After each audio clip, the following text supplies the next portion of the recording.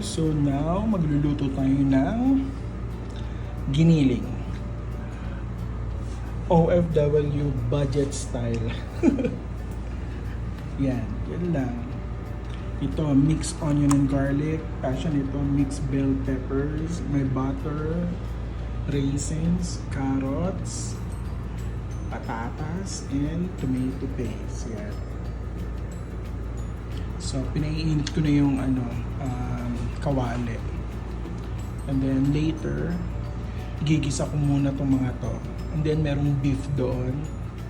Naka-throw na. So later, yun naman ang iluluto natin. Okay?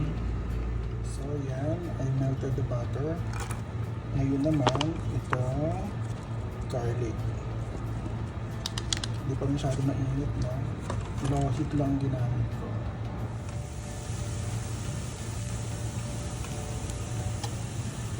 Yan.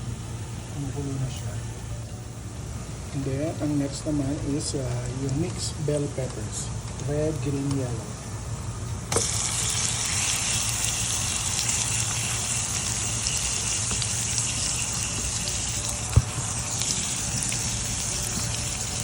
Okay. Gisa-gisa lang.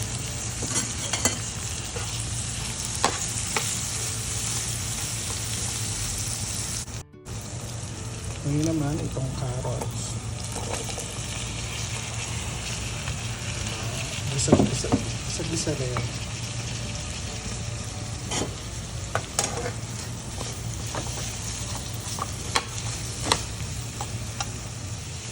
Then, ngayon naman, itong potato. Diba? Igisa-gisa rin.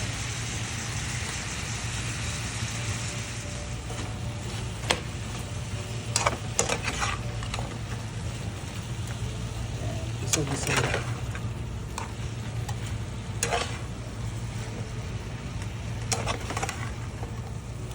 Okay, tapos yan, season with salt.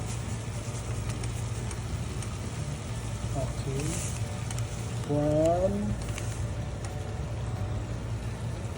From USA ata. Yan. Ang hindi mabasa, legit.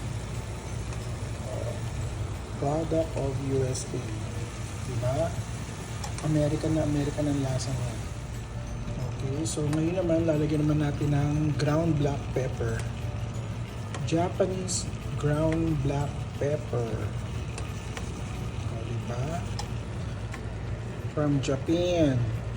Naku, lasa nito hapon na hapon din. Oops, mukhang expired to. Ay, hindi. Diba? Japan na yan. Okay, so ni-remove ko muna sa stove.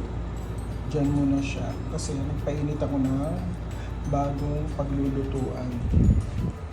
Oh. Yan. Dito ko iluluto yung beef. Pinapainit ko muna. Then pagkatapos, pagkaluto na yung beef, ilalagay na lang natin yung veggies at saka yung raisins. Then finish. Okay, so ngayon mainit na siya. Maglagay tayo ng syalang mantika na olivo. Diba? O, pang mayaman. Diba? Tapos painitin lang natin. And then lalagyan na natin yung karne na giniling. Okay? Okay, so mainit na siya. And it's time to put our ground beef. Ang labo. Yan. Brown. Diba?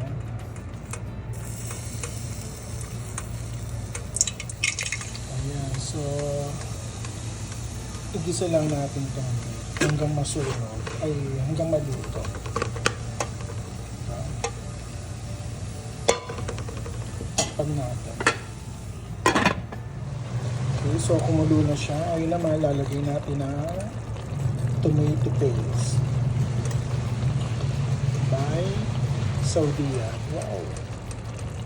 Sarap nito.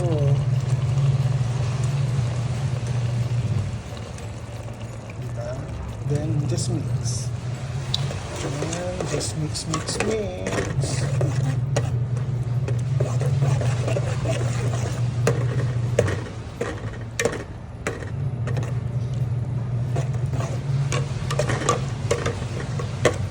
Lagyan natin ng water.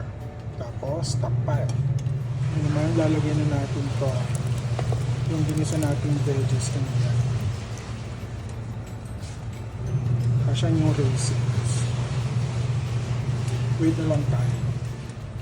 Okay, so nintay lang natin kumulo yan. And then, lagyan na din natin yung raisins.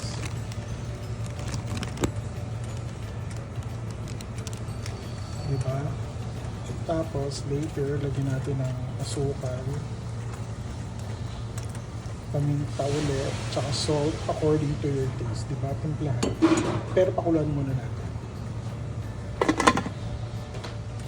Lagyan na rin natin ng oyster sauce.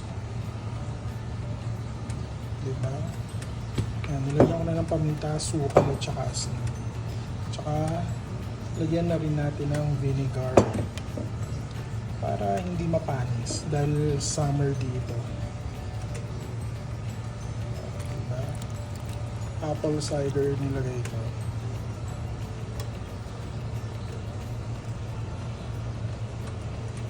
Apple vinegar pala. Diba? Then pabayaan lang natin siyang kumulo. Ayan, so ito na ang ating giniling. Giniling na sinigang. Mahilig lang ako kasi sa madaming sauce.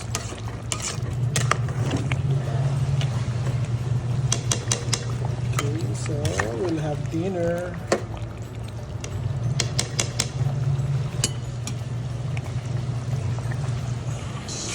So, kain na tayo kasi gutom na ako. Since wala tayong rice, tinapay na lang.